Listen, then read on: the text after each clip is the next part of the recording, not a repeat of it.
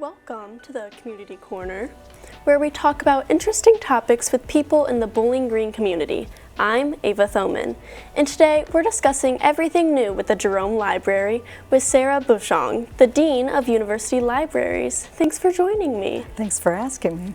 And first off, this year the library added some new study pods. Can you explain a little bit about those? Sure, we added 4 different study pods. 2 of them are single-use study pods where you can go in by yourself and have an interview or do some type of a meeting. And then we also have a lactation pod for new mothers.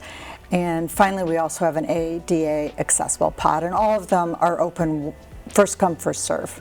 Great, and then this year students are now asked to donate their used bubble mailers. What does the library do with those? That's a good question. As you probably know, we're part of the OhioLink Academic Library Consortium in Ohio, and through that, books are transported across the state. Students and faculty can request them, and in order to help them transport a little more safely, we use bubble mailers to put the books in. They're picked up by couriers that are just driving vans, and sometimes they toss them very energetically into the vans, so the bubble mailers help keep the books a little more protected as they travel across the state. Okay, and our favorite cat Pudge recently made an appearance at the library. Do you see any more things like that happening in the future? We would love to see Pudge again in the library. That was one of the best days ever for many of us who are cat lovers, and such a sweet little animal, but we don't have anything scheduled right now. Okay, and something else happening is the mural is being refurbished. Why is that?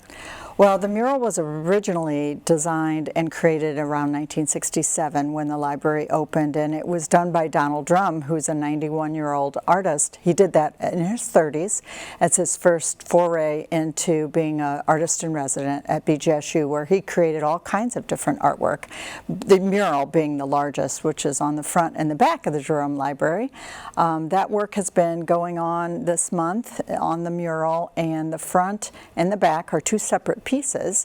They had faded quite a bit. The last time they had been painted was in around 1996, and nothing since then. So our objective was to preserve them for many, many years to come. So the contractors that are doing this are experts in preserving historic kind of buildings, and so they've been taking really good care of our building, and they're repairing concrete, they're painting, they're making sure all the edges are smooth, and everything should be finished front and back by the end of the month.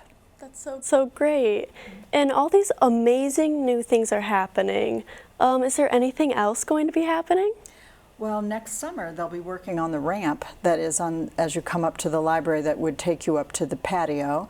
That we're very excited about. We also have a new library services platform for checking out of materials and our website, and that went live this fall, so that's been great. All right, well, thank you for joining us. That's all for Community Corner. Back to you in the newsroom, Emma.